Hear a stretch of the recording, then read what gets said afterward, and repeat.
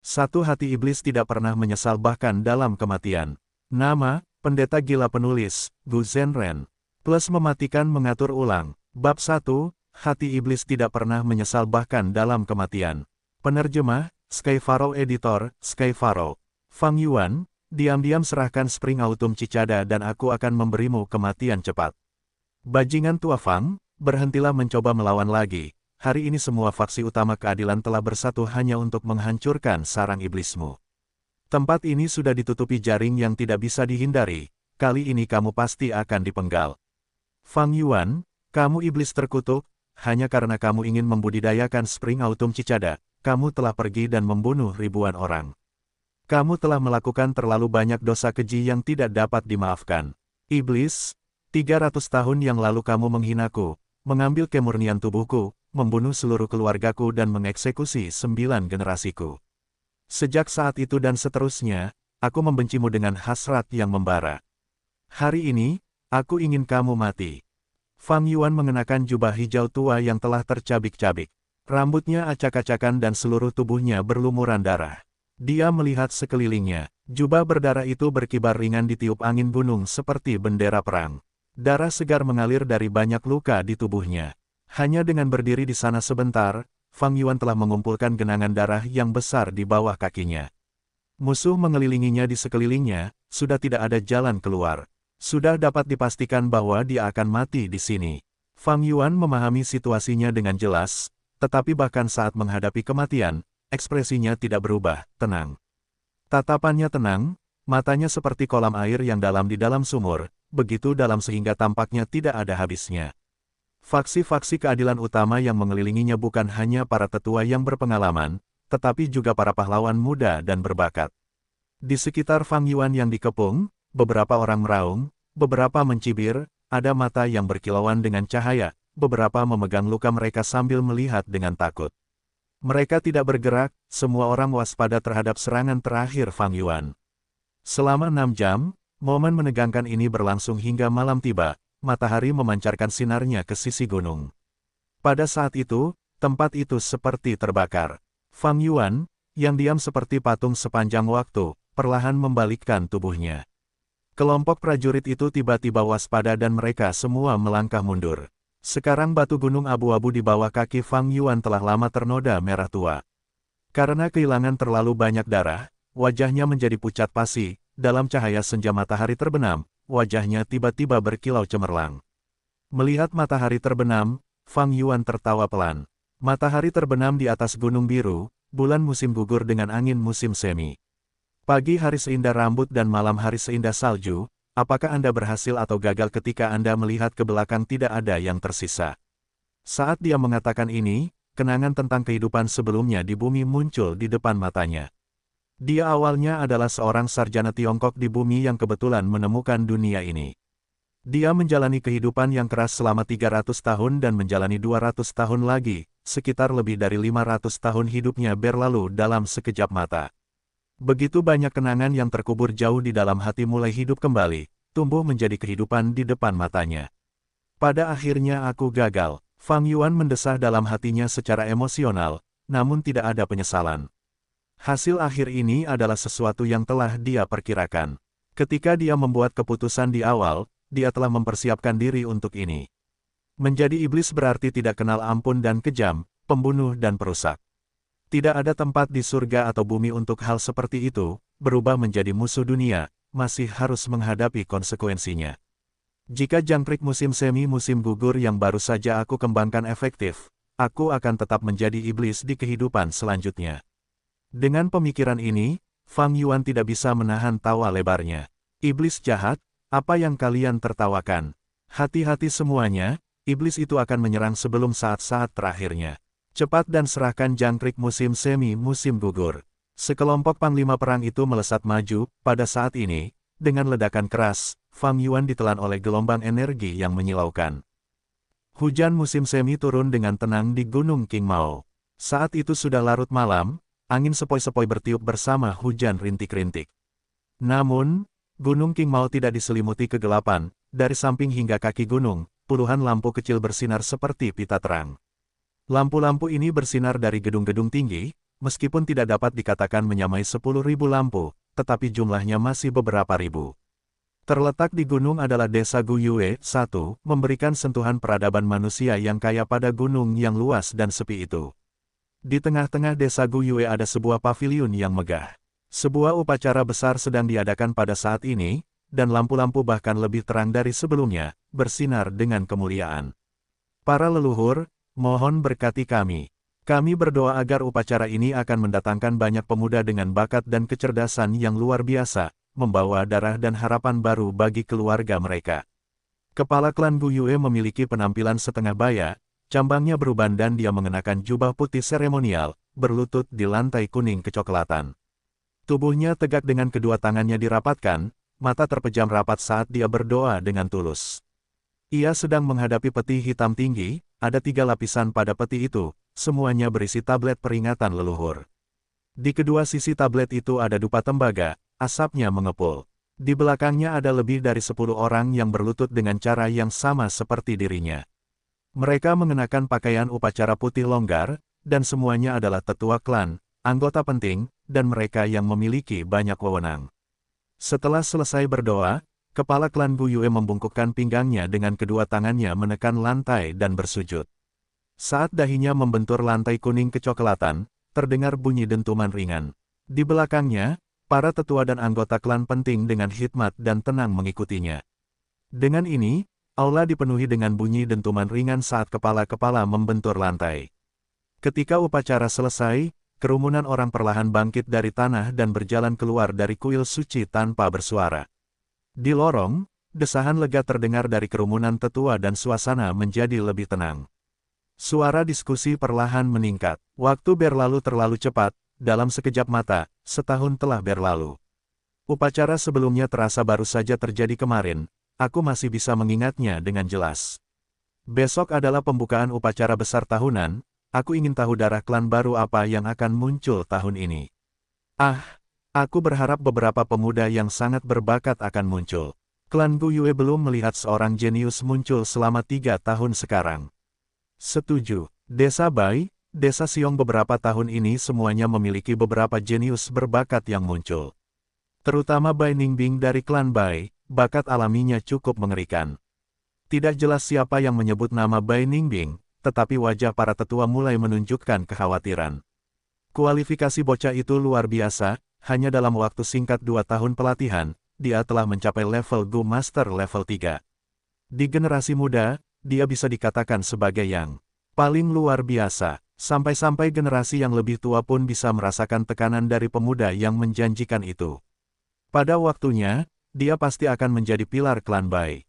Paling tidak dia juga akan menjadi pejuang yang kuat secara mandiri. Tidak seorang pun pernah meragukan fakta ini. Namun, bagi para pemuda yang akan berpartisipasi dalam upacara tahun ini, tidak semua harapan hilang. Kau benar, di pihak Fang Zi telah muncul seorang jenius muda. Mampu berbicara setelah 3 bulan, mampu berjalan setelah 4 bulan. Pada usia 5 tahun, ia mampu membaca puisi, tampak sangat cerdas, terutama berbakat. Sayang sekali orang tuanya meninggal lebih awal, sekarang ia diasuh oleh paman dan bibinya. Ya, orang ini memiliki kebijaksanaan di usia muda, juga memiliki ambisi besar. Dalam beberapa tahun terakhir saya telah mendengar karyanya, Jiang Jingjiu, Yong Mei, dan Jiang Chengxi, sungguh jenius. Kepala klan Guyue adalah orang terakhir yang keluar dari kuil leluhur. Setelah perlahan menutup pintu, dia mendengar diskusi yang sedang berlangsung di koridor di antara para tetua klan. Dia langsung tahu bahwa para tetua sedang membicarakan tentang pemuda yang dikenal sebagai Guyue Fang Yuan saat itu. Sebagai kepala klan, wajar untuk memperhatikan anak muda yang luar biasa dan terkemuka. Dan kebetulan Guyue Fang Yuan adalah yang paling menarik perhatian di antara para junior.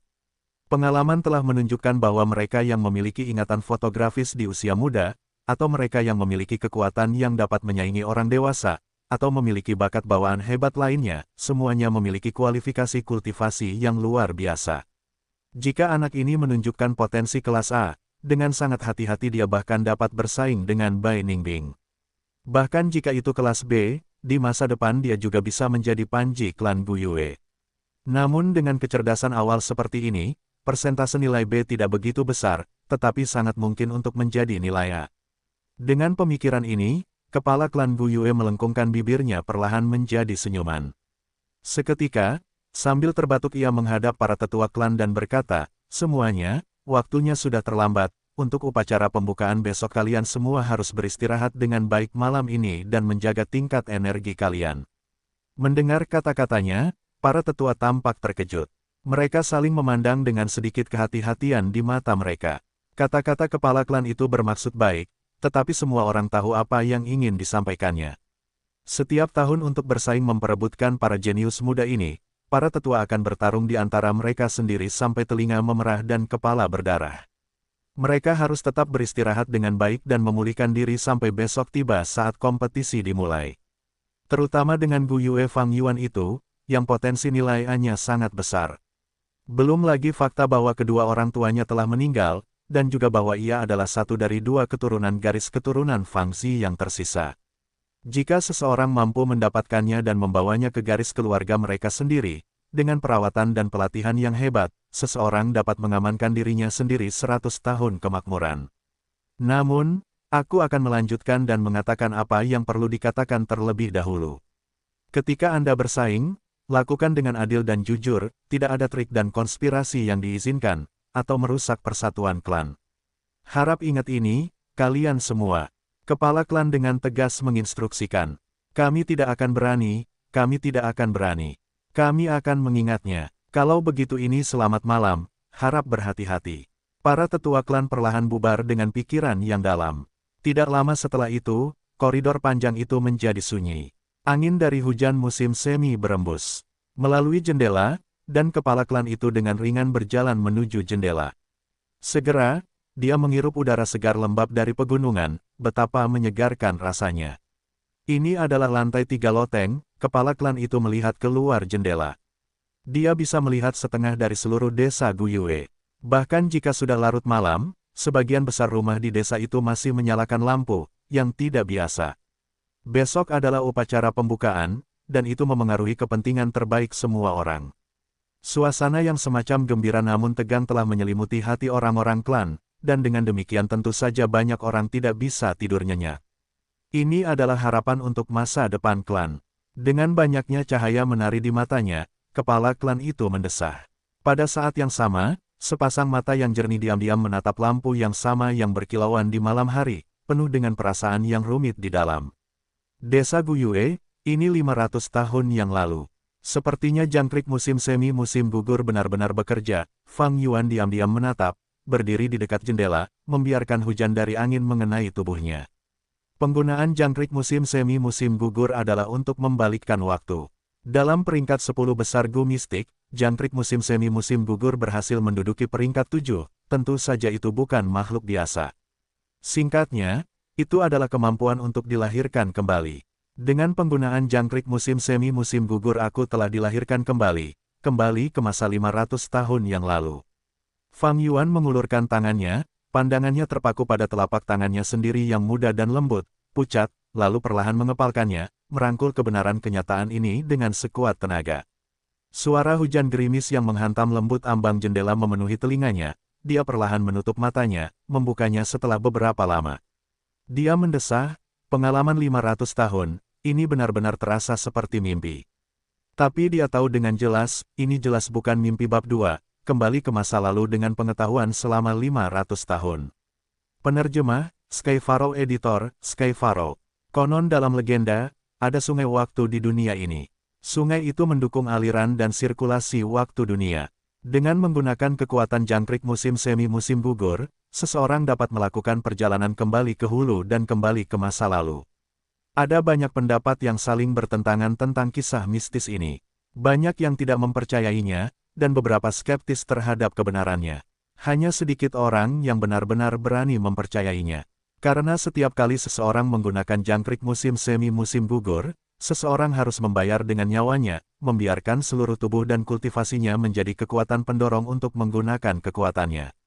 Harga seperti itu terlalu mahal, dan hal yang tidak dapat diterima orang adalah kenyataan bahwa setelah membayar dengan nyawa, seseorang bahkan tidak tahu apa hasilnya. Jadi, bahkan jika seseorang memiliki jangkrik musim semi musim gugur, mereka tidak akan berani menggunakannya tanpa pandang bulu. Bagaimana jika rumor itu palsu, dan itu hanya penipuan? Jika Fang Yuan tidak terpojok dalam kondisi seperti itu, dia juga tidak akan menggunakannya dengan tergesa-gesa. Namun sekarang, Fang Yuan benar-benar yakin. Karena kenyataan kebenaran telah terbentang di depan matanya dan tidak dapat disangkal lagi. Dia benar-benar telah terlahir kembali. Sayang sekali, sejak awal aku telah menyia-nyiakan usaha yang tidak masuk akal, membunuh ratusan ribu orang, membuat surga marah dan menghasut pembalasan dendam orang-orang, mengalami penderitaan dan berbagai kesulitan untuk akhirnya mendapatkan dan menyempurnakan Gu yang baik ini. Fang Yuan berpikir sambil mendesah.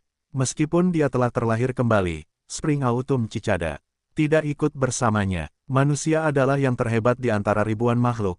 Gu adalah esensi surga dan bumi. Gu hadir dalam ribuan bentuk dan ukuran dengan variasi yang aneh dan misterius, terlalu banyak untuk dihitung. Beberapa Gu setelah digunakan sekali atau bahkan 2 atau 3 kali akan benar-benar menghilang. Dan beberapa Gu dapat digunakan kembali berulang kali selama tidak digunakan melebihi batasnya. Yang mengatakan, mungkin saja Spring Autumn Cicada adalah salah satu jenis yang hanya dapat digunakan sekali sebelum menghilang untuk selamanya. Tetapi bahkan jika itu hilang, aku masih bisa memurnikan yang lain. Aku telah melakukannya di kehidupanku sebelumnya, mengapa aku tidak bisa melakukannya di kehidupan ini? Setelah pikiran kasihan dikesampingkan, hati Fang Yuan meledak dengan perasaan ambisius dan bertekad.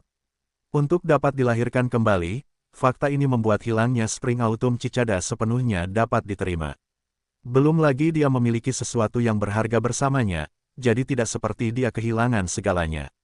Harta yang berharga ini adalah kenangan dan pengalamannya selama 500 tahun. Dalam ingatannya terdapat banyak sekali harta karun dan barang berharga yang belum pernah dibuka oleh siapapun selama ini. Semua peristiwa dan insiden besar dapat dengan mudah ia pahami melalui urat nadi sejarah. Ada banyak sekali tokoh, beberapa adalah pendahulu dari level tersembunyi, beberapa adalah jenius, beberapa orang bahkan belum lahir. Dalam 500 tahun kehidupan ini juga terdapat kenangan tentang kultivasi yang telaten dan pengalaman tempur yang kaya. Dengan semua kenangan dan pengalaman ini, ia tidak dapat disangkal telah memahami situasi keseluruhan dan peluang yang akan datang. Dengan perencanaan dan pelaksanaan yang baik, ia dapat memberdayakan situasi dengan sangat ganas dan elegan. Itu bukan masalah sekarang karena ia dapat mengambil langkah lebih maju dari yang lain, mendobrak batasan yang lebih tinggi. Jadi bagaimana aku melakukan ini? Fang Yuan sangat masuk akal. Ia menenangkan diri dan menghadapi hujan malam di luar jendela, merenung. Dengan pikiran ini, segalanya mulai terasa rumit. Setelah berpikir sejenak, alisnya berkerut lebih dalam. Waktu 500 tahun adalah waktu yang agak lama. Jangankan kenangan lama yang tak karuan yang tak dapat diingat kembali, bahkan mengingat lokasi harta karun tersembunyi atau pertemuan khusus orang-orang pun banyak. Tetapi masalah utamanya adalah lokasi-lokasi itu terpisah dalam jarak yang jauh dan harus diakses atau dikunjungi pada periode waktu tertentu. Yang terpenting adalah kultivasi. Aku saat ini bahkan belum membuka laut purbaku, belum melangkah di jalan untuk menjadi Master Gu. Aku hanya manusia biasa. Aku harus bergegas dan berkultivasi, mengejar sejarah dan memanfaatkan peluang dengan sebaik-baiknya. Jangan lupa, banyak dari lokasi harta karun tersembunyi ini tidak berguna tanpa fondasi yang tepat. Sebaliknya, itu hanya akan berjalan ke sarang serigala, mencari kematian. Masalah di depan Fang Yuan saat ini adalah kultivasi. Dia harus meningkatkan level fondasinya secepat mungkin. Jika dia lambat seperti kehidupan sebelumnya, dia akan terlambat. Untuk berkultivasi secepat mungkin, aku harus meminjam sumber daya dari klan. Dengan keadaanku saat ini, aku tidak memiliki kekuatan atau kemampuan untuk melakukan perjalanan bolak-balik melintasi pegunungan yang berbahaya. Bahkan babi hutan gunung biasa pun dapat merenggut nyawaku. Jika aku dapat mencapai kultivasi Master Gu tingkat ketiga, aku akan memiliki sarana untuk melindungi diriku sendiri dan meninggalkan gunung ini. Di mata orang berusia 500 tahun yang telah berkultivasi dalam jalan iblis, Gunung Qingmao terlalu kecil, desa Gu Yue bahkan terasa seperti sangkar. Namun, meskipun sangkar, itu membatasi kebebasan, jeruji sangkar yang kokoh juga memberikan rasa aman tertentu. Dalam waktu singkat ini aku akan tinggal di kandang ini saja. Selama aku bisa mencapai Gu Master tingkat ketiga, aku bisa meninggalkan Gunung Malang ini. Untungnya besok adalah upacara kebangkitan, aku akan bisa mulai berlatih sebagai Gu Master segera setelahnya. Ketika dia memikirkan tentang upacara kebangkitan, kenangan lama yang telah lama terkubur di dalam hatinya muncul kembali. Bakat ya, dia mencibir, tatapannya terfokus keluar jendela. Pada saat ini, pintu kamarnya didorong terbuka pelan dan seorang remaja muda masuk. Kakak, mengapa kau berdiri di tengah hujan di dekat jendela? Pemuda itu kurus, sedikit lebih pendek dari Fang Yuan. Wajahnya sangat mirip dengan wajah Fang Yuan. Saat Fang Yuan menoleh untuk melihat pemuda ini, ekspresi rumit melintas di wajahnya. Itu kau ya, adik kembarku. Dia mengangkat alisnya, ekspresinya kembali ke ekspresi acuh tak acuh yang dingin. Fang Zheng menundukkan kepalanya dan melihat jari-jari kakinya sendiri, ini adalah sikap khasnya. Aku melihat jendela kakak laki-laki itu tidak tertutup rapat, jadi kupikir sebaiknya aku masuk ke sini dan menutupnya. Besok adalah upacara kebangkitan, sudah sangat larut dan kau belum tidur, kakak laki-laki. Jika paman dan bibi tahu, mereka mungkin akan khawatir. Fang Zheng tidak terkejut dengan sikap dingin Fang Yuan. Sejak kecil, kakak laki-lakinya selalu seperti itu. Terkadang dia bertanya-tanya, mungkinkah seorang jenius memang seperti ini, agak berbeda dari orang biasa. Meskipun dia memiliki penampilan yang sama dengan kakak laki-lakinya, dia merasa bahwa dia biasa saja seperti semut. Mereka lahir dari rahim yang sama pada waktu yang sama, tetapi mengapa surga begitu tidak adil? Kakak laki-lakinya telah diberkahi dengan bakat yang cemerlang, sementara dia sendiri biasa saja seperti batu.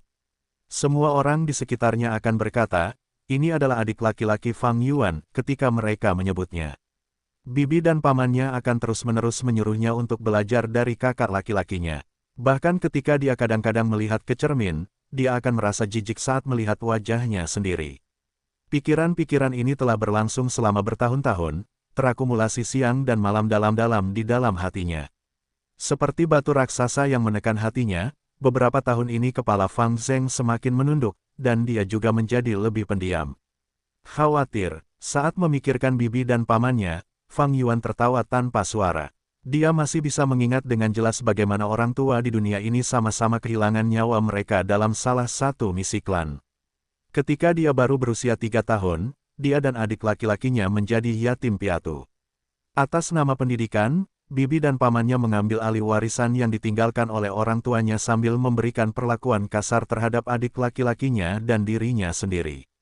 Awalnya, ia berencana untuk menjadi orang biasa saja, bahkan berencana untuk menyembunyikan kemampuannya dan menunggu saat yang tepat. Namun, hidupnya sulit, membuat Fang Yuan tidak punya pilihan selain memilih untuk menunjukkan sebagian bakatnya. Bakat yang disebut-sebut itu hanyalah jiwa yang matang dan cerdas yang membawakan beberapa puisi kuno populer di bumi. Dengan ini, ia berhasil mengejutkan orang dan menarik perhatian. Karena tekanan dari dunia luar, Fang Yuan muda memutuskan untuk tetap bersikap dingin dan acuh tak acuh untuk melindungi dirinya sendiri, mengurangi kemungkinan mengungkapkan rahasia apapun. Seiring berjalannya waktu, sikap dingin itu akan menjadi kebiasaan yang biasa ia ungkapkan. Oleh karena itu, bibi dan pamannya tidak lagi bersikap kasar padanya dan adik laki-lakinya. Seiring berlalunya waktu dan mereka bertambah tua, masa depan menjadi lebih optimis dan perlakuan yang lebih baik pun meningkat. Ini bukan kekasih, tetapi semacam investasi. Sungguh lucu bagaimana adik laki-lakinya tidak pernah melihat kebenaran ini, ia tidak hanya ditipu oleh bibi dan paman mereka, ia juga mulai memendam kebencian di dalam dirinya. Meskipun sekarang ia tampak seperti anak yang baik hati dan jujur, dalam ingatan Fang Yuan ketika saudaranya diketahui memiliki bakat kelas A, klan menghabiskan banyak upaya untuk membesarkannya dengan semua yang mereka miliki. Setelah itu semua kebencian, kecemburuan, dan kebencian yang terpendam di dalam diri dilepaskan, dan berkali-kali Fang Zheng akan menargetkan, menekan, dan membuat hidup kakak laki-lakinya sendiri menjadi sulit. Sedangkan untuk kelasnya sendiri, ia hanya memiliki bakat kelas C. Takdir memang suka bercanda, sepasang saudara kembar, yang lebih tua hanya memiliki bakat kelas C, tetapi telah dikenal sebagai seorang jenius selama belasan tahun. Yang lebih muda yang selalu diabaikan justru memiliki bakat kelas A. Hasil dari upacara kebangkitan telah membuat klan terkejut. Perlakuan terhadap kedua saudara itu tiba-tiba berubah setelah itu. Adik laki-lakinya seperti seekor naga yang naik ke surga, sang kakak seperti burung phoenix yang jatuh ke bumi. Setelah itu datanglah banyak kesulitan dan masalah dari adik laki-lakinya sendiri, tatapan dingin dari bibi dan pamannya, penghinaan dari orang-orang klan. Apakah ia membencinya? Fang Yuan di kehidupan sebelumnya membencinya. Dia membenci kurangnya bakatnya sendiri, dia membenci betapa tidak berperasaannya klan itu, membenci betapa tidak adilnya takdir. Namun sekarang, dengan pengalaman hidupnya selama 500 tahun, menggunakan ini untuk memikirkan kembali jalan hidupnya, hatinya sebenarnya tenang, tidak ada sedikit pun kebencian. Apa yang bisa diperoleh dari kebencian? Memikirkannya dari sudut pandang lain, dia bisa memahami adik laki-lakinya, bibi dan pamannya, bahkan musuh-musuh dari 500 tahun kemudian yang menyerangnya. Yang kuat memakan yang lemah, survival of the fittest, yang terkuat yang menang, itulah aturan dunia ini. Setiap orang punya ambisi pribadi, selalu berjuang untuk meraih peluang. Di antara semua perang dan pembunuhan, apa yang tidak bisa dipahami? Pengalaman hidup selama 500 tahun telah lama membuatnya memahami semua ini, dengan hati yang ingin memperoleh keabadian. Jika seseorang mencoba menghalangi pengejarannya ini, tidak peduli siapapun orangnya, dia akan membunuh dan melewatinya. Aspirasi dalam hatinya terlalu besar, melangkah ke jalan ini berarti menjadikan dunia sebagai musuhmu, dan ditakdirkan untuk sendirian, ditakdirkan untuk membunuh. Itulah akhir dari 500 tahun kehidupan. Balas dendam bukanlah niatku, jalan iblis tidak berkompromi. Dengan itu dia tidak bisa menahan tawa dan melirik adik laki-lakinya sekilas. Kau boleh pergi. Hati Fang Zheng bergetar saat dia merasa mata saudaranya setajam bilah es, tampaknya menembus bagian terdalam hatinya. Di bawah tatapan seperti itu, dia merasa seperti telanjang di salju, tidak dapat menyimpan rahasia apapun. Kalau begitu, sampai jumpa besok, kakak. Tidak berani berkata apa-apa lagi, Fang Zheng perlahan menutup pintu dan pergi. Bab 3, silakan minggir dan enyahlah. Penerjemah, Skyfaro. Editor, Skyfaro. Bang, bang, bang. Penjaga malam yang berpatroli memukul-mukul kentongan kayunya dengan irama. Suaranya menyebar ke rumah-rumah berpilar tinggi. Fang Yuan membuka kelopak matanya yang kering sementara hatinya diam-diam berpikir, sudah sejam sebelum fajar. Dia telah berbaring di tempat tidur sambil berpikir untuk waktu yang lama tadi malam. Dia memikirkan banyak rencana. Dia mungkin hanya tidur selama lebih dari 2 jam. Tubuh ini belum mulai berkultivasi, energinya tidak begitu kuat sehingga tubuh dan pikirannya masih diselimuti kelelahan. Namun dengan pengalaman 500 tahun, Fang Yuan telah lama membangun tekad yang kuat seperti baja. Kelelahan akibat kurang tidur semacam ini tidak ada artinya baginya. Segera dia menyingkirkan selimut sutra tipis dan bangkit dengan rapi. Dia membuka jendela dan mendapati bahwa hujan musim semi telah berhenti. Campuran aroma tanah, pohon, dan bunga liar menyambutnya. Fang Yuan merasa kepalanya jernih, rasa kantuknya hilang dengan bersih. Saat ini matahari belum terbit, langit masih biru tua pekat, tidak gelap namun tidak cerah. Melihat sekeliling, rumah-rumah tinggi yang terbuat dari bambu hijau dan kayu yang kontras dengan gunung, adalah lautan warna hijau pucat. Rumah-rumah tinggi itu setidaknya memiliki 2 lantai, itu adalah struktur rumah unik penduduk gunung. Karena medan gunung yang tidak rata, lantai pertama adalah tiang-tiang kayu besar, lantai kedua adalah tempat tinggal penduduk. Fang Yuan dan saudaranya Fang Zhen tinggal di lantai 2. Tuan muda Fang Yuan, Anda sudah bangun. Saya akan naik ke atas dan menunggu Anda mandi. Pada saat ini, suara seorang gadis melayang dari lantai bawah. Melihat ke bawah, Fang Yuan melihat pelayan pribadinya sendiri, Shen Cui. Penampilannya hanya sedikit di atas rata-rata, tetapi dia berpakaian dengan baik. Shen Cui mengenakan jubah hijau dengan lengan panjang dan celana panjang, mengenakan sepatu bersulam di kakinya dan rambut hitamnya memiliki jepit rambut mutiara. Tubuhnya dari kepala hingga kaki memancarkan vitalitas muda. Dia menatap Fang Yuan dengan gembira sambil membawa baskom berisi air, dan berjalan ke atas. Airnya bersuhu hangat dan digunakan untuk mencuci muka. Setelah berkumur, ia menggunakan ranting pohon willow dengan garam salju untuk membersihkan giginya. Shen Cui menunggu dengan lembut, wajahnya tersenyum dan matanya secerah musim semi. Setelah selesai, ia membantu Fang Yuan berpakaian. Payudaranya yang montok bergesekan dengan siku atau punggungnya beberapa kali selama proses itu. Wajah Fang Yuan tidak menunjukkan ekspresi apapun, hatinya tenang seperti air. Gadis pelayan ini tidak lain hanyalah mata-mata bibi dan pamannya dan merupakan gadis yang sombong dan tidak berperasaan. Dalam kehidupan sebelumnya, gadis itu memikatnya, tetapi setelah upacara kebangkitan ketika statusnya anjlok, gadis itu dengan cepat memalingkan kepalanya dan memberinya tatapan menghina yang tak terhitung jumlahnya. Ketika Fang Zheng datang, dia tepat waktu untuk melihat Shen Cui merapikan lipatan pada pakaian Fang Yuan. Matanya berkedip cemburu. Selama bertahun-tahun tinggal bersama dengan kakak laki-lakinya, di bawah asuhan Fang Yuan, dia juga memiliki seorang pelayan yang melayaninya. Namun, pelayannya bukanlah gadis muda seperti Shen Cui, tetapi seorang wanita tua yang gemuk dan besar. Aku ingin tahu kapan Shen Cui bisa melayaniku seperti ini, ingin tahu bagaimana rasanya. Fang Zheng berpikir dalam hatinya, tetapi dia tidak berani melakukannya. Cinta bias bibi dan pamannya kepada Fang Yuan bukanlah rahasia bagi semua orang. Awalnya dia bahkan tidak memiliki seorang pelayan untuk melayaninya. Fang Yuanlah yang memutuskan untuk mengambil inisiatif dan meminta satu untuk Fang Zheng. Meskipun ada perbedaan status antara majikan dan pelayan, tetapi biasanya Fang Zheng tidak berani meremehkan Shen Cui. Itu karena ibunya adalah Ibu Shen, satu, yang berdiri di samping bibi dan pamannya. Ibu Shen adalah pengurus seluruh rumah tangga, memiliki kepercayaan penuh pada bibi dan pamannya, otoritasnya tidak kecil. Baiklah, tidak perlu merapikan. Fang Yuan dengan tidak sabar menepis tangan kecil Shen Cui yang lembut. Pakaiannya sudah lama rapi, dia hanya mencoba merayunya. Bagi Shen Cui dan masa depannya yang cerah, kemungkinan Fang Yuan memiliki bakat kelas A sangat besar. Jika dia bisa menjadi selirnya, dia akan dapat naik dari status pelayan menjadi tuan, itu adalah langkah yang cukup besar. Dalam kehidupan sebelumnya, Fang Yuan ditipu olehnya dan memiliki perasaan terhadap Shen Cui.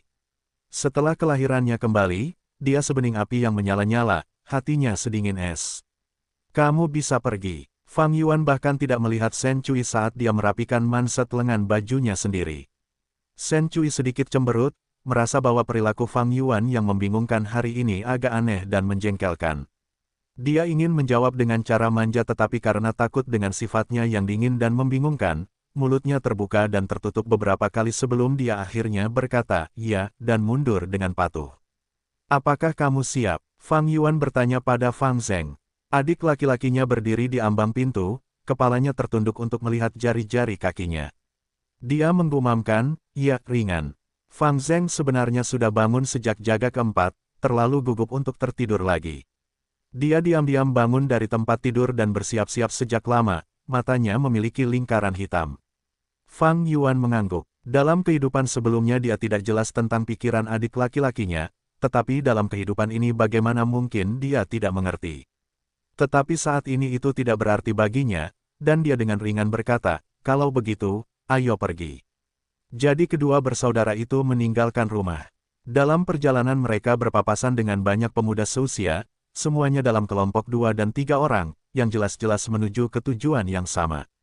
Lihat, teman-teman, itu adalah Fang bersaudara. Telinga mereka dapat menangkap pembicaraan kecil yang hati-hati itu.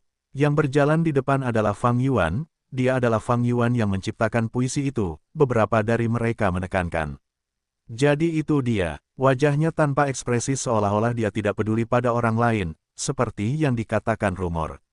Seseorang berkata dengan nada masam yang dipenuhi dengan kecemburuan dan iri hati.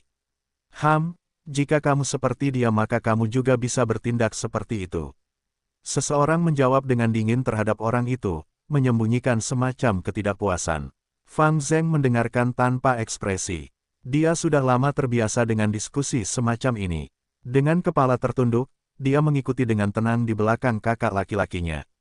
Sekarang cahaya fajar telah mengintip di cakrawala, melemparkan bayangan Fang Yuan ke wajahnya. Matahari terbit secara bertahap, tetapi Fang Yuan tiba-tiba merasa seperti sedang berjalan ke dalam kegelapan.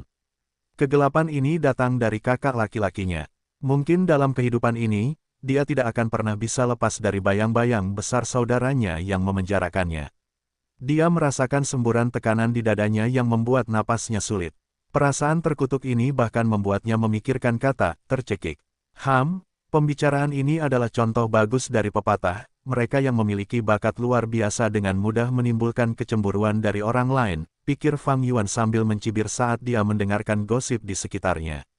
Tidak heran ketika diumumkan bahwa dia memiliki bakat kelas C, dia akan dikelilingi oleh musuh dan menderita dingin yang keras dan menghina untuk waktu yang lama. Di belakangnya, Napas Fang Zheng menjadi suram dan mencoba untuk berhenti mendengarkan.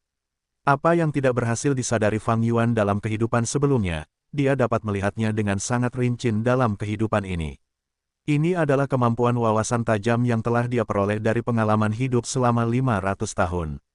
Dia tiba-tiba teringat pada bibi dan pamannya dan betapa liciknya mereka. Memberikan Shen Cui untuk mengawasinya dan memberikan seorang ibu susu tua kepada adik laki-lakinya, tidak termasuk hal-hal lain dalam kehidupan yang berbeda di antara mereka. Semua tindakan ini memiliki maksud, mereka ingin menimbulkan ketidakbahagiaan di hati adik laki-lakinya dan memicu keretakan di antara saudara-saudaranya.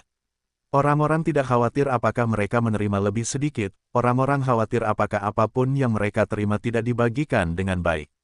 Dalam kehidupan sebelumnya, pengalamannya terlalu sedikit, sementara adik laki-lakinya terlalu bodoh dan terlalu naif, sehingga bibi dan pamannya berhasil memicu keretakan di antara mereka. Setelah terlahir kembali dengan upacara kebangkitan di hadapannya, sepertinya situasinya sulit diubah. Namun dengan cara jahat dan kebijaksanaan Fang Yuan, bukan berarti situasinya tidak dapat diubah. Adik laki-lakinya dapat ditekan sepenuhnya, Shen Cui muda itu dapat diubah menjadi selir sejak awal. Belum lagi bibi dan pamannya serta para tetua klan, dia memiliki setidaknya beberapa ratus cara untuk mengalahkan mereka. Tapi, aku tidak ingin melakukan itu, Fang Yuan mendesah dengan santai. Jadi bagaimana jika itu adalah adik laki-lakinya sendiri? Tanpa hubungan darah, adik laki-lakinya hanyalah orang luar, dia dapat dengan mudah menyerahkannya kapan saja. Jadi bagaimana jika Shen Cui tumbuh lebih cantik? Tanpa cinta dan kesetiaan, dia hanyalah seonggok daging. Mempertahankannya sebagai selir, dia tidak layak. Jadi bagaimana jika itu adalah bibi dan pamannya, atau para tetua klan? Mereka hanya orang yang lewat dalam hidup, mengapa membuang-buang tenaga dan energi untuk mengalahkan orang-orang ini?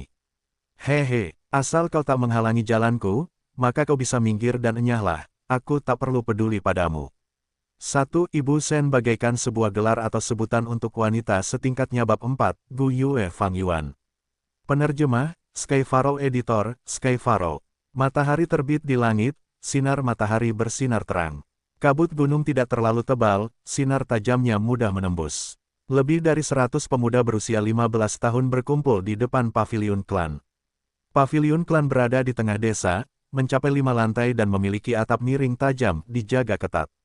Di depan paviliun ada alun-alun, dan di paviliun ada kuil tablet peringatan leluhur Gu Yue. Setiap generasi kepala klan tinggal di paviliun. Dengan setiap upacara besar atau insiden besar, para tetua klan akan berkumpul dan membahas pertemuan di sini juga. Ini adalah pusat otoritas seluruh desa. Bagus, kalian semua tepat waktu. Hari ini adalah upacara kebangkitan, ini adalah titik balik besar hidup kalian. Aku tidak akan banyak bicara, ikut saja denganku. Orang yang bertanggung jawab saat ini adalah tetua akademi. Jenggot dan rambutnya putih dan dia bersemangat tinggi saat dia memimpin para remaja muda ke paviliun. Namun mereka tidak naik ke atas, melainkan dituntun turun setelah melewati pintu masuk aula besar. Setelah menuruni tangga batu yang dibangun, mereka masuk ke gua bawah tanah. Sekelompok pemuda itu membuat suara-suara terkejut dan takjub. Gua bawah tanah itu indah, stalaktitnya berkilauan dengan warna pelangi. Cahaya ini menyinari wajah para pemuda, rona neonnya sangat indah. Fang Yuan berbaur dengan kerumunan, diam-diam mengamati semua yang terjadi.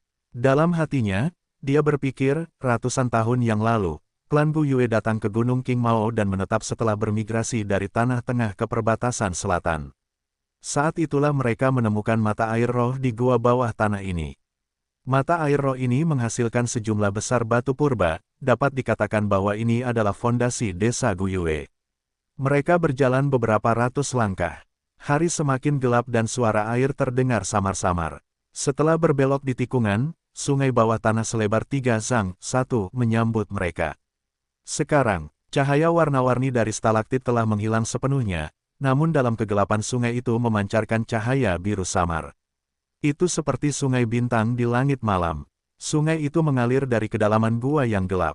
Di dalam air sebening kristal, orang bisa melihat ikan, tanaman air, dan bahkan pasir di bawah sungai. Di seberang sungai ada lautan bunga. Ini adalah anggrek bulan yang dibudidayakan secara ketat oleh klan Gu Yue. Kelopak bunga berwarna biru dan merah muda yang indah itu berbentuk seperti bulan sabit, tangkai bunga itu seperti batu giok, bagian tengah bunga bersinar seperti jenis kecemerlangan hangat yang terpancar dari mutiara di bawah cahaya. Sekilas, di latar belakang yang gelap, lautan bunga itu tampak seperti sebidang tanah luas yang ditutupi karpet hijau kebiruan yang dihiasi dengan mutiara yang tak terhitung jumlahnya. Anggrek bulan adalah makanan bagi banyak Gu. Lautan bunga ini bisa dikatakan sebagai media kultivasi terbesar klan, pikir Fang Yuan dalam hati. Wow, cantik sekali. Benar-benar cantik. Pemandangan baru itu membuka mata para remaja itu. Masing-masing dari mereka memiliki cahaya yang terpancar dari tatapan mereka dengan perasaan gembira dan cemas. Baiklah, dengarkan saat aku memanggil nama kalian. Mereka yang dipanggil harus berjalan melalui sungai ini ke tepi seberang. Berjalanlah sejauh yang kalian bisa, tentu saja semakin jauh kalian melangkah semakin baik. Apakah kalian semua aman? Kata tetua itu. Semua aman, jawab para pemuda itu. Sebenarnya sebelum mereka datang ke sini, mereka semua telah mendengar anggota keluarga atau senior mereka membicarakannya. Diketahui bahwa semakin jauh kalian bisa berjalan, semakin baik bakat kalian. Masa depan kalian juga akan menjadi lebih cerah. Gu Yue Chenbo, tetua itu memegang daftar nama dan memanggil orang pertama. Sungai itu lebar tetapi tidak dalam, menutupi hingga tempurung lutut seorang pemuda. Wajah Chenbo penuh dengan keseriusan saat dia melangkah ke lautan bunga di tepi pantai. Saat melakukannya, dia bisa merasakan tekanan tak kasat mata seolah-olah ada dinding di depannya yang tidak bisa dia lihat, menghalangi dia untuk melangkah maju. Pada saat ini, bunga-bunga di kakinya tiba-tiba memancarkan cahaya putih yang lemah. Cahaya itu berkumpul di sekitar Chenbo dan memasuki tubuhnya.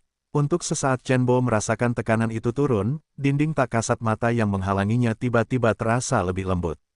Dengan ini, Chenbo menggertakkan giginya dan mengumpulkan kekuatannya, berjalan maju. Dia mencoba memaksa masuk dengan kaku, namun setelah 3 langkah dinding di depannya mengeras lagi kembali ke keadaan sebelumnya. Jadi dia tidak bisa berjalan lebih jauh. Saat dia menyaksikan ini, tetua itu mendesah. Sambil mencatat apa yang terjadi, dia berkata, Gu Yue Chenbo, 3 langkah, tidak punya bakat untuk menjadi Master Gu. Selanjutnya, Gu Yue Zhao Xie. Chenbo pucat pasi saat dia berjalan melewati sungai kembali ke para pemuda, menggertakkan giginya.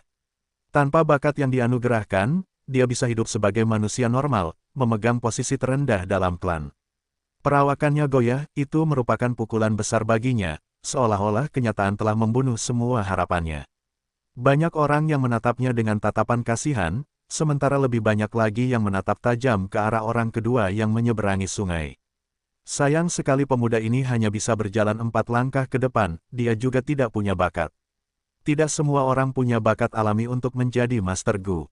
Secara umum, tidak buruk jika 5 dari 10 orang punya bakat. Di klan Gu, rasio ini lebih tinggi, mencapai 6 orang. Ini karena leluhur klan Gu Yue, pemimpin klan generasi pertama adalah pria yang terkenal, legendaris, dan berkuasa.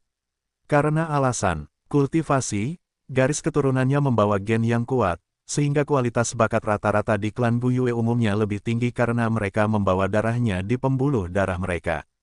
Dengan 2 kegagalan berturut-turut, para tetua lainnya yang mengamati pemandangan dalam kegelapan mulai membuat ekspresi jelek.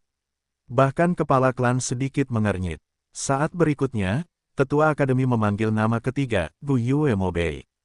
Di sini, seorang pemuda berwajah kuda mengenakan jubah linen dengan ringan memanggil saat dia maju.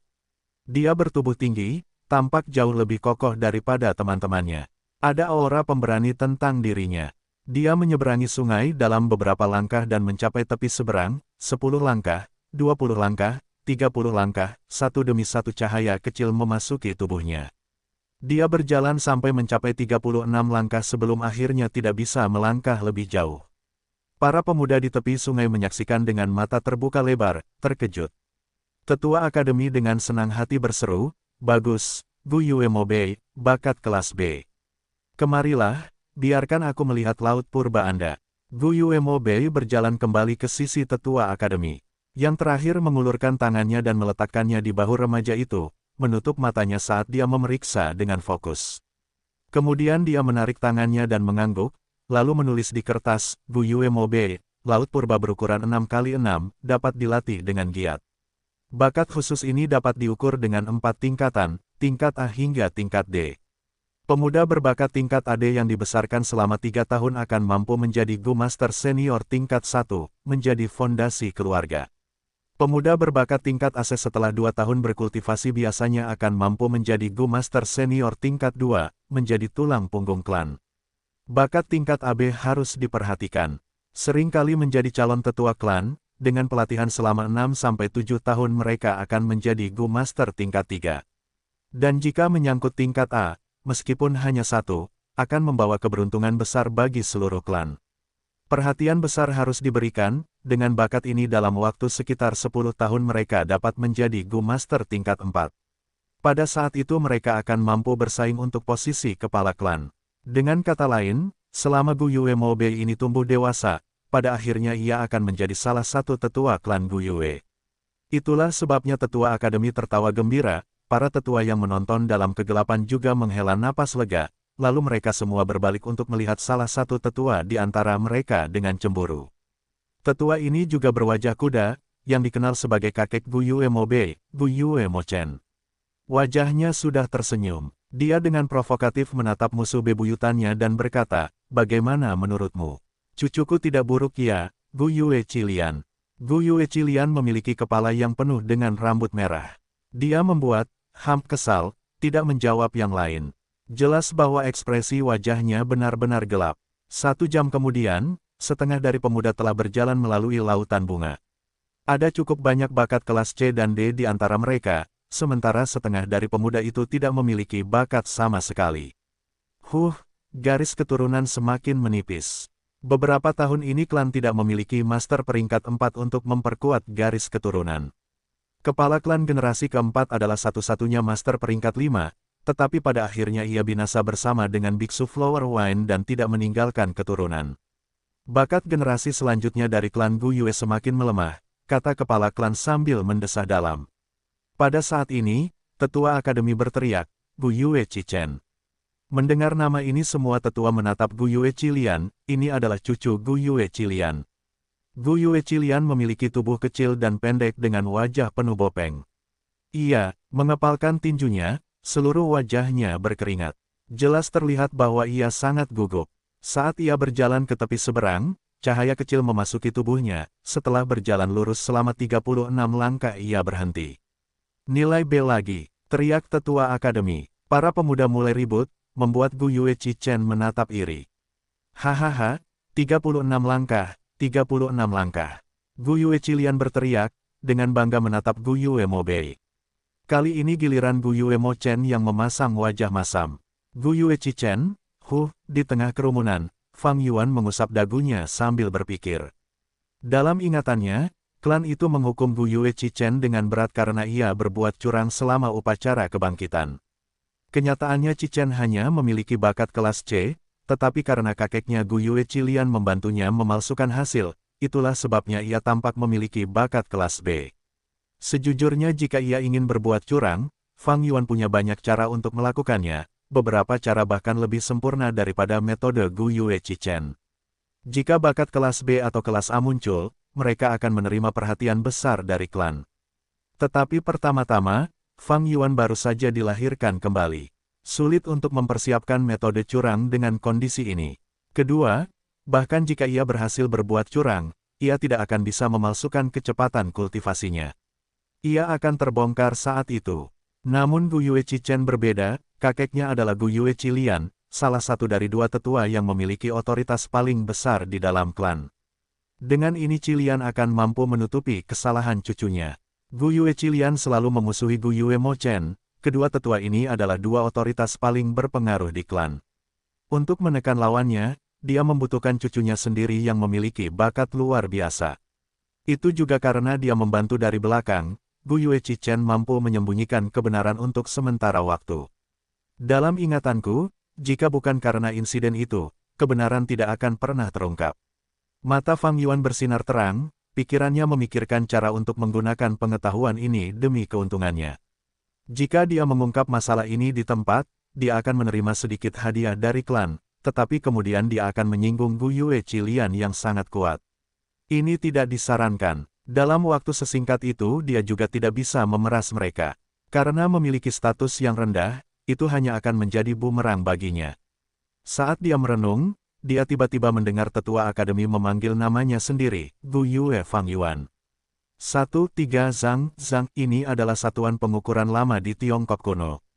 1 Zhang adalah 3,3 meter bab 5, manusia pertama dan 3 Gu, harapan yang bangkit.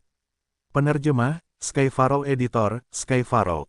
Pada saat itu sekelilingnya menjadi sunyi. Banyak sekali mata yang tertuju padanya. Ini semakin menarik, pikir Fang Yuan dalam hati sambil tertawa. Di bawah tatapan orang banyak, dia berjalan menyeberangi sungai dan mencapai tepi seberang. Dia bisa merasakan lapisan tekanan padanya. Tekanan ini berasal dari mata air roh yang dalam di lautan bunga. Mata air roh menghasilkan ki purba, karena ki terlalu kaya di sini, itu menyebabkan tekanan.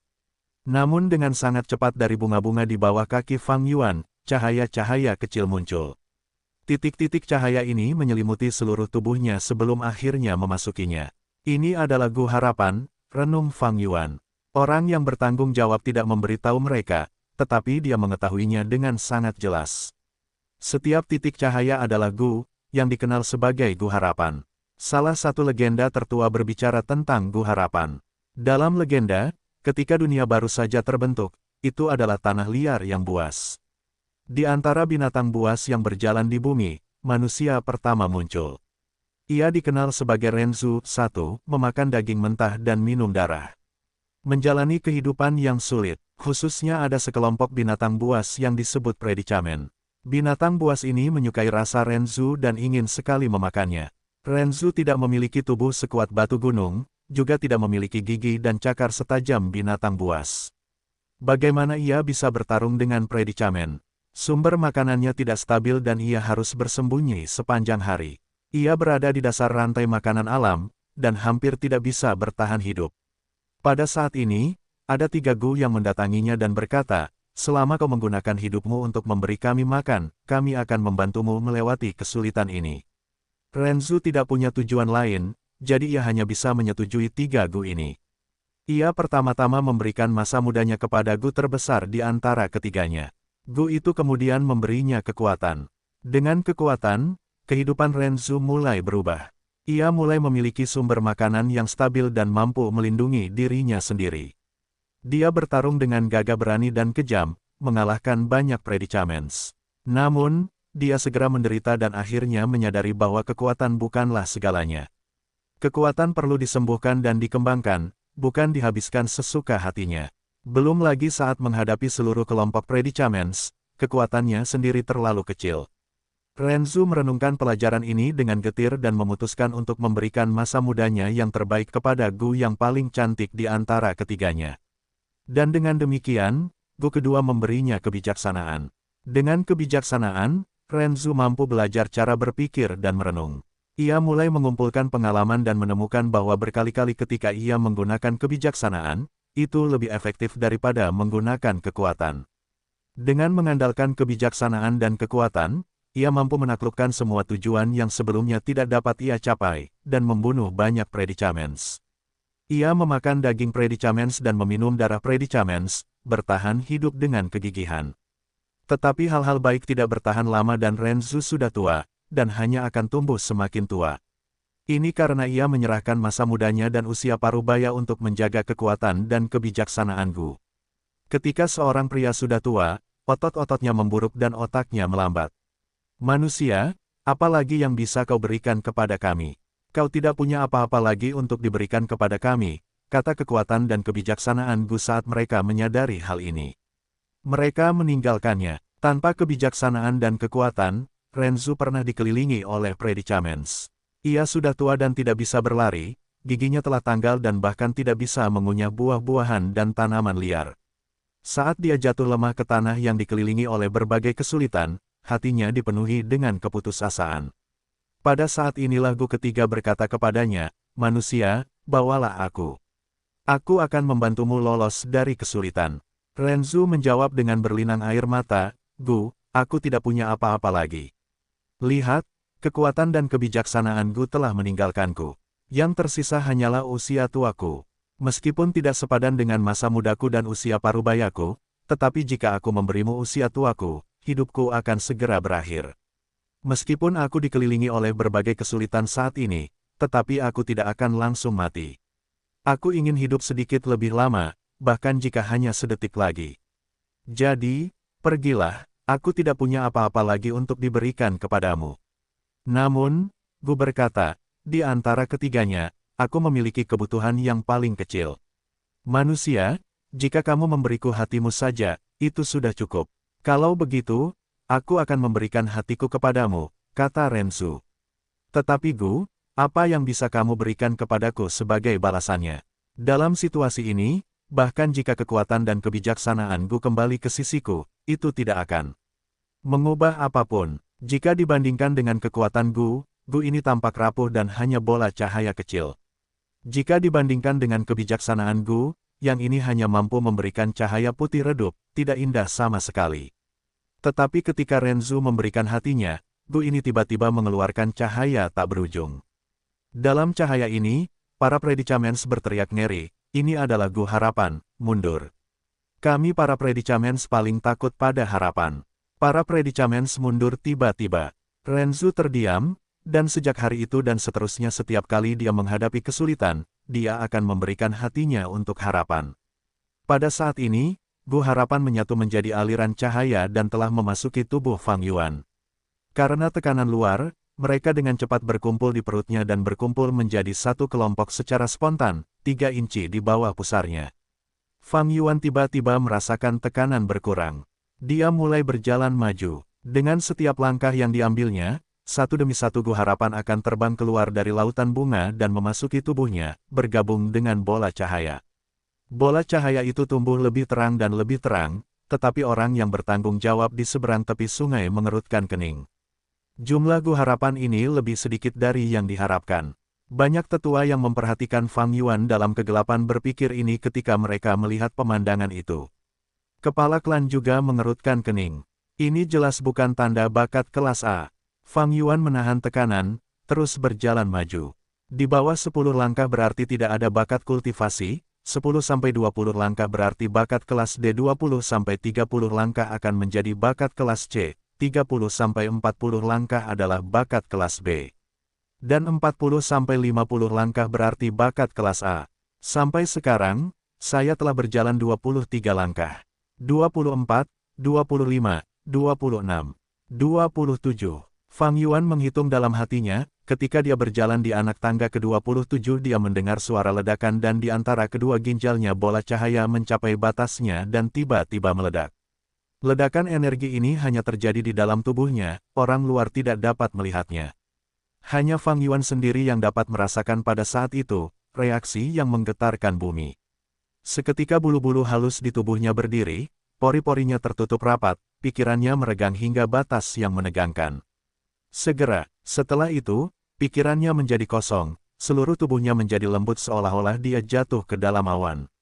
Jantungnya rileks, bulu-bulu halusnya merata dan pori-porinya terbuka lagi. Dalam waktu singkat seluruh tubuhnya berkeringat. Seluruh proses ini terasa lama, tetapi sebenarnya terjadi dalam waktu singkat. Perasaan itu hilang secepat datangnya. Fang Yuan menjadi kosong sesaat sebelum dia kembali sadar. Diam-diam dia memfokuskan perhatiannya ke dalam tubuhnya dan menemukan bahwa di bawah pusarnya dan di antara kedua ginjalnya, sebuah lubang telah terbentuk dari udara tipis. Upacara kebangkitan berhasil. Ini adalah harapan untuk keabadian. 1. Renzu, Ren adalah manusia, Zu adalah leluhur.